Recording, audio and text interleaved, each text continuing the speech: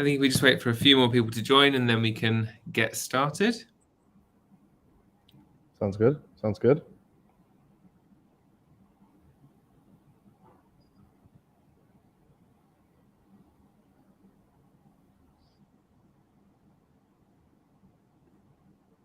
I think we just wait for a few more people to join. Sorry about that. It's all right.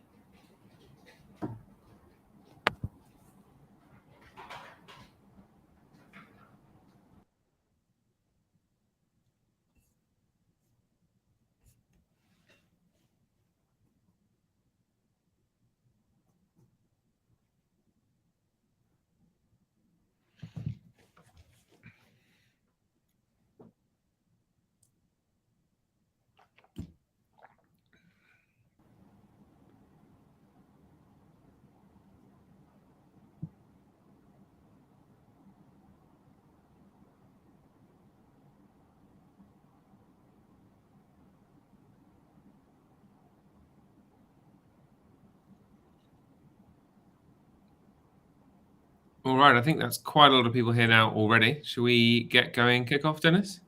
Yeah, sounds good. All right, welcome to the Straightforward Crypto webinar, where we'll be going through how to spot a fishy project and obviously giving you guys some insights on how to make more informed investment decisions. So that being said, I'm Dennis. I'm the lead research and strategy at DoshFX.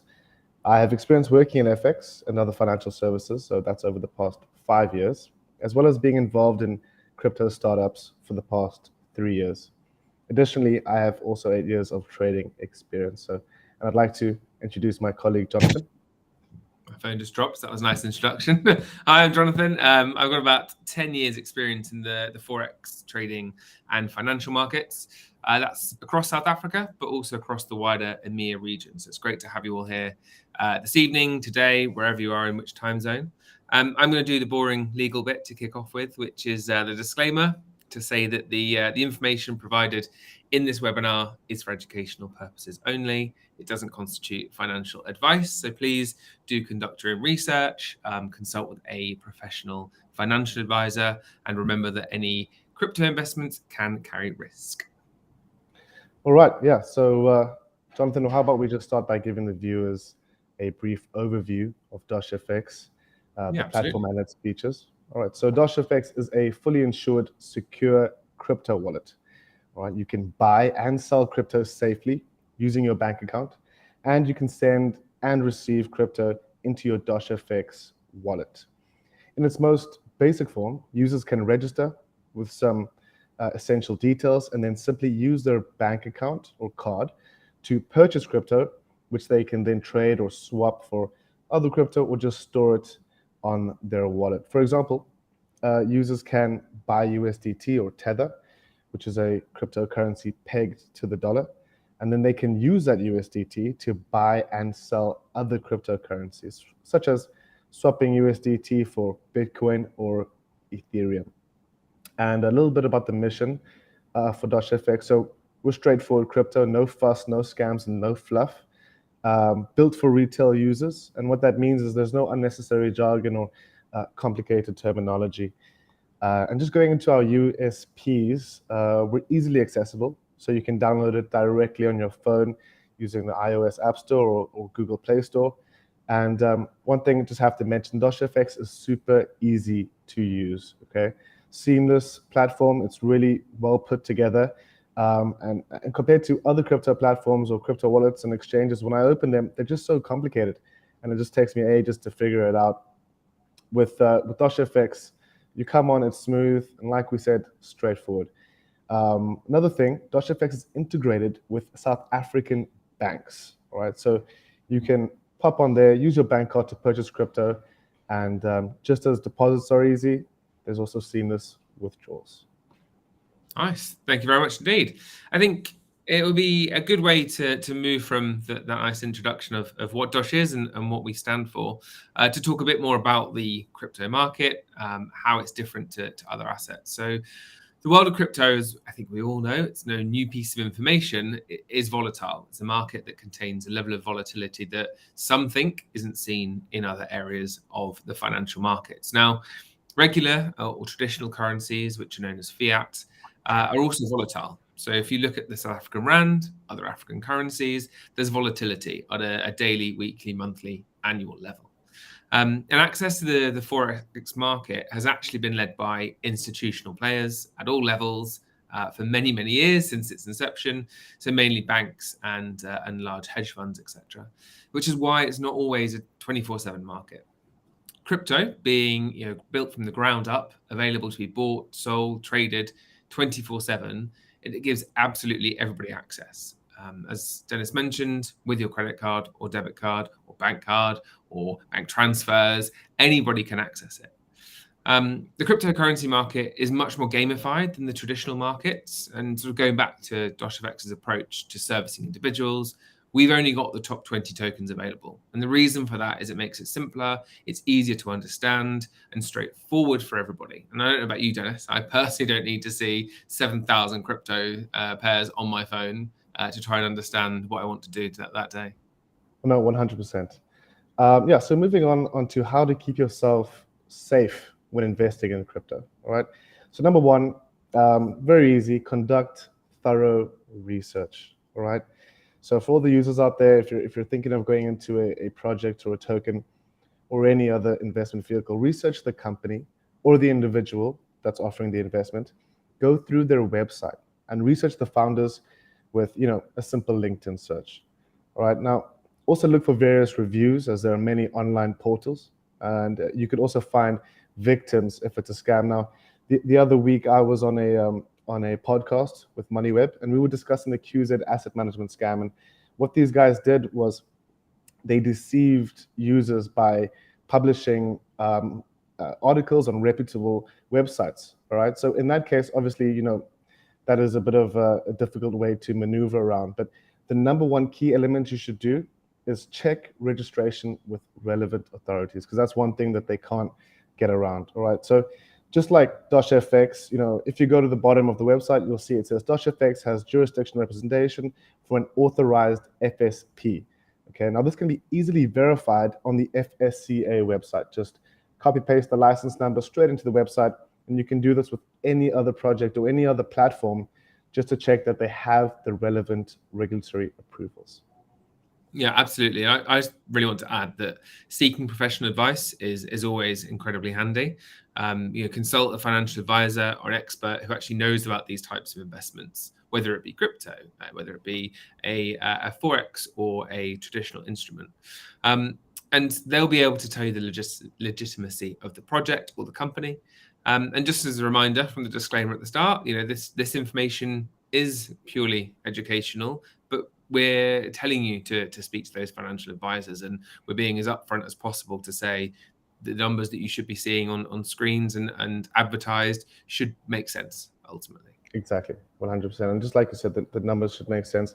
Be skeptical of unrealistic returns. Now, going back again to QZ Asset Management, they were offering 400% in returns per annum, which is outlandish. Great. It's just absolutely insane. So if you are sold the get-rich-quick narrative, immediately disregard this, as it's most likely a scam, okay? Another point is diversify your investments, okay? Easier said than done, but don't put all your eggs into one basket, so to speak. And for DoshFX, look, we're coming into the market as a crypto wallet, but we will be deploying additional features and assets. Our roadmap, it involves assets such as commodities, so that's gold, oil, shares. We'll be adding equities such as Tesla, Amazon, Google. There will be indices, so you could invest in the S&P 500 or the Nasdaq. And we'll also be introducing Forex. Okay, so yeah, diversify your assets and make sure you don't put all your money on one horse, so to speak. Yeah, for sure. And I mean, money on one horse is quite an interesting segue into my point, which really is about trusting your instincts. If it sounds too good to be true, trust your gut. It probably is. 400% returns. I can't see that being true for anything. Really, when you see people making these outlandish claims that you can have a lifestyle trader, you can live off the profits that you're making. Most traders have a full-time job. If they're a trader for a bank, that is their full-time job. Lifestyle traders and the whole concept of living off of your money is really not the norm. It's incredibly rare. And report that suspicious activity. If you see people doing it, help everybody else out. Report it. You can, Dennis mentioned regulators. That's why the regulators exist.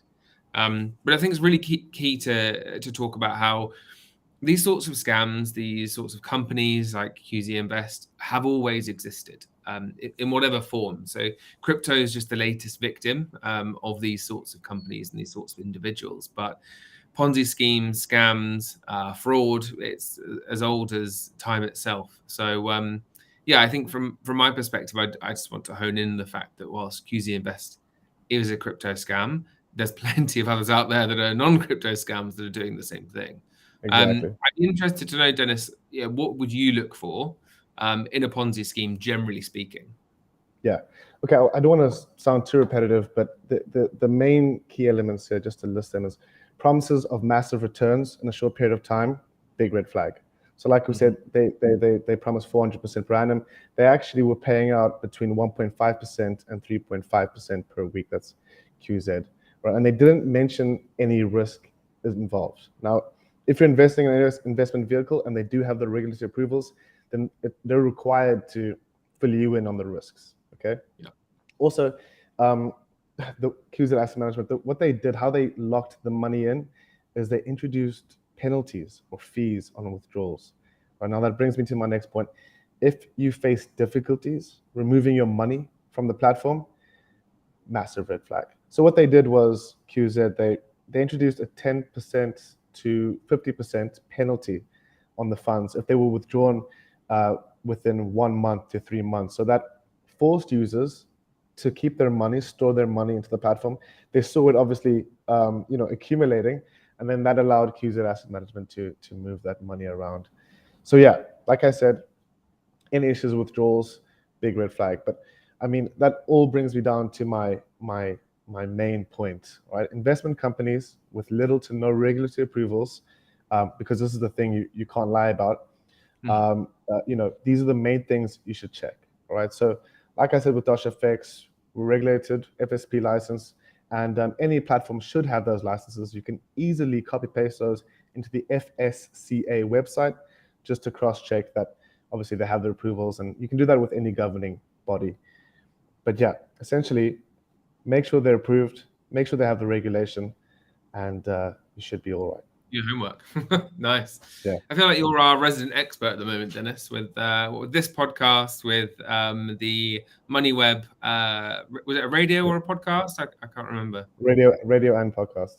Oh, nice. Very exciting. I was not awake at 6:30 a.m. to listen to that, but there we are.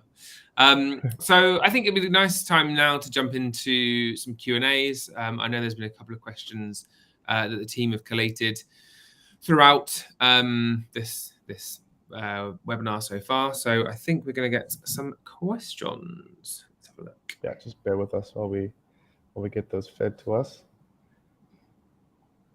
I wish I had an earpiece rather than a phone. But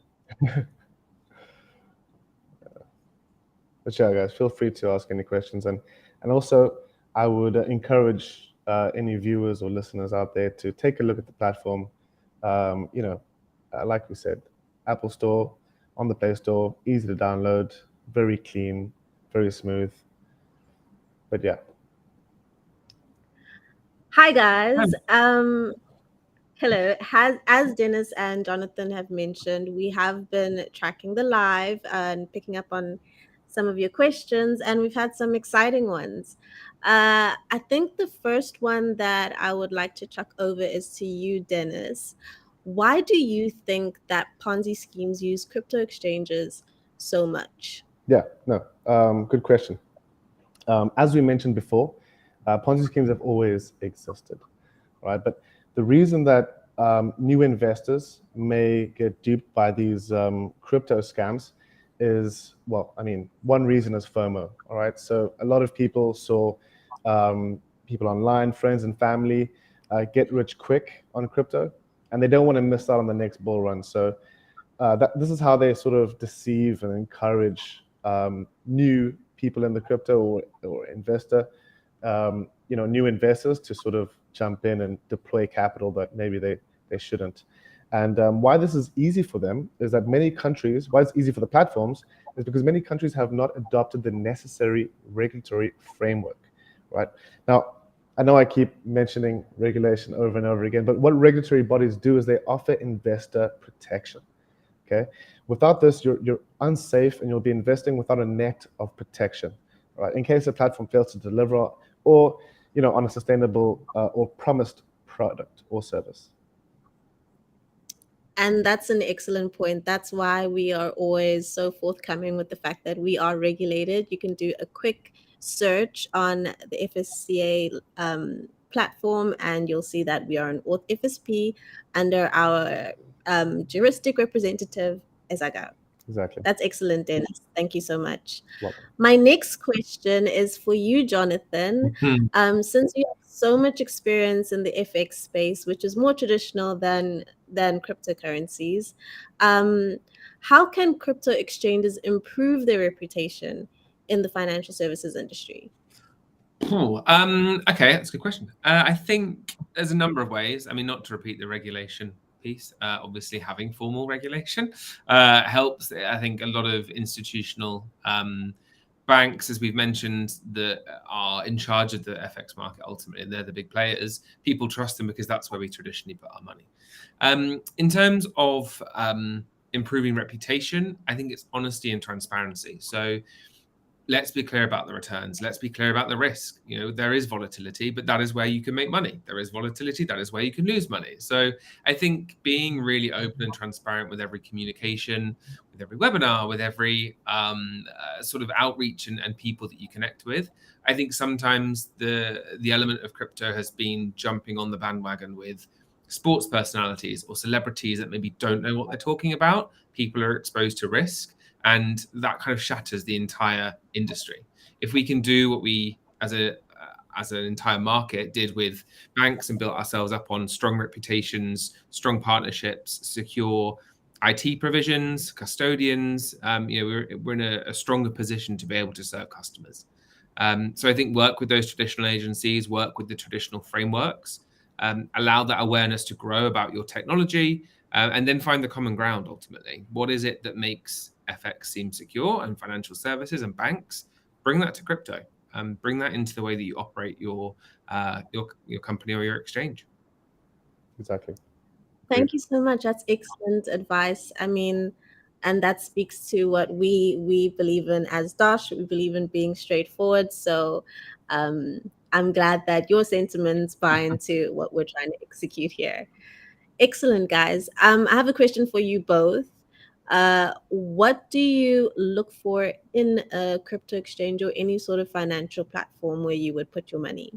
Well, for me, sorry to just jump in there, but I look for a smooth, clean platform, something where it's easy for me to navigate around the platform, and also, main thing, it's easy to load money and withdraw. So, I always do a test on a platform. I deposit a small amount and I withdraw it straight away, just to make sure that the process is working smoothly. Nice. I probably should do that. I actually look for something that's a bit more gamified, that's a bit more interesting. I had to talk about traditional and FX, but some of the people will know certain exchanges and certain brokers out there that have got clunky, old, antiquated platforms that it just seems like everything takes 17 clicks just to make one trade or to advance and move your position. For me, it's 1, 2, 3 clicks and I'm done. So I like something that's fast, it's quick, it's gamified. That's why I'm interested in crypto. That's why a lot of people they like that gamification piece. Excellent. Thanks so much, guys. That's it from me. Thank you very much indeed. And questions. Bye. Thanks, guys. Just a quick one before we jump off. I just want to say to the listeners and the viewers out there, just watch out for our radio ads. All right, we're on 5FM, and we have ads all over street poles, all over Johannesburg. And if you do see any, please take pictures and tag us on Instagram or any other social media. And yeah, last but not least, download the app, visit the website, and get started. And before we close, just want to let all the listeners know, if you enjoyed this webinar, we'll be doing more. So look out for our monthly webinar series. We'll be diving into various verticals, which can be educational content, as well as trending topics in the community. Absolutely. Thanks very much indeed for your time today, and see you soon, Dennis. Thank you very much. Thank you, everybody. Thanks, Jonathan. Thanks, guys. Cheers. Bye-bye. Bye.